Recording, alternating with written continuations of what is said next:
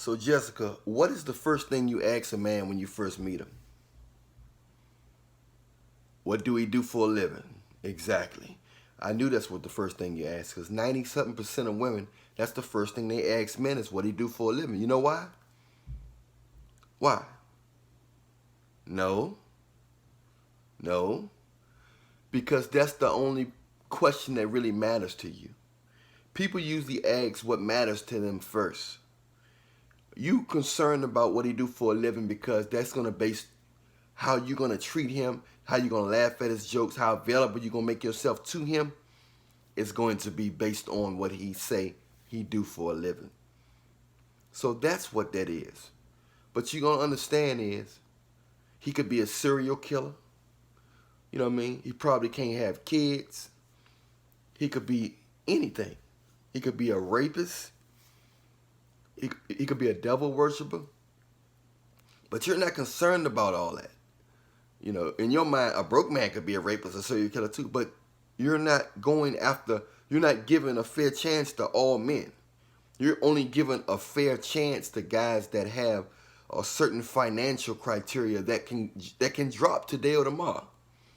Just because somebody have today, it don't mean they're going to have next month, next year.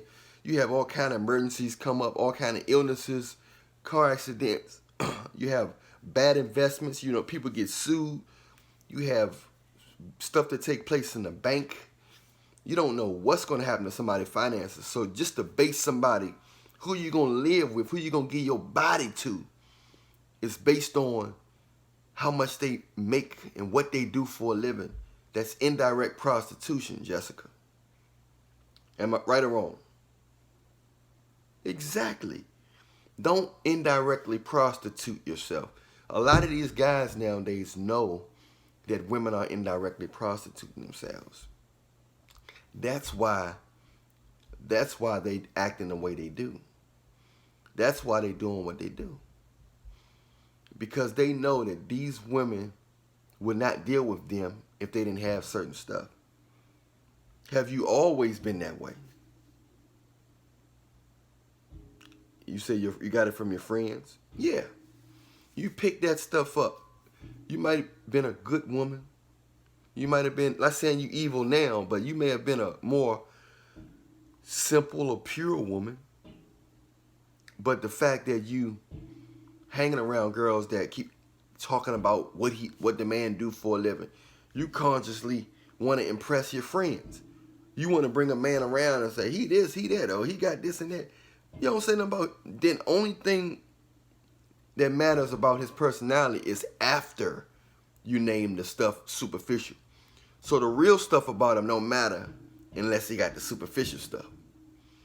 And I think that's crazy, and that's why the relationships, that's one of the the biggest relationship problem coming from women. That's the biggest problem from women. The biggest problem from men is we think we can nice our way into a woman that has the body. The woman that has the body and the mind. I mean, the body and the looks that we want. You see what I'm saying? We think we can, if we do this and that, or we think we can change. You can't change people. Now, if somebody really say they see themselves need a change, and you point it out, and they see what you're saying, and they want to make a change on their own because they see what you're saying, they got sense enough to know when somebody else is making more sense to them, then they're making a change on their own because they got sense enough to be able to admit that they have an error that need to be corrected. So, you know, women have to stop that. Women have to stop basing it, because the divorce rate is high. It's not working. That way is not working. You see what I'm saying? What's the longest you've been in a relationship, Jessica? 3 months? That's not a relationship, Jessica. That's almost not even a fling. You've been skipping from one guy to the next because you're basing a man's worth on money, looks, and status. And that's why you keep skipping from one ham bone to the next. It's going to wear your vag out. It's going to wear your wap out. You know what I'm saying? By the time you meet somebody half decent, your WAP gonna look like soaked lettuce. And you don't want that. That good man don't deserve that. So I'm here to let you know right now, don't do that.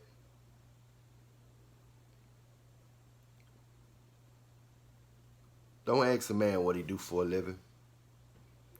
Ask him what's on his heart, what's on his mind. Because guess what? If you really love him, you really care about him, you're going to want to grow with him. If you want him to have money, you help him have money. You want him to wear a suit, you help him pick out a suit, buy a suit. That's what you do.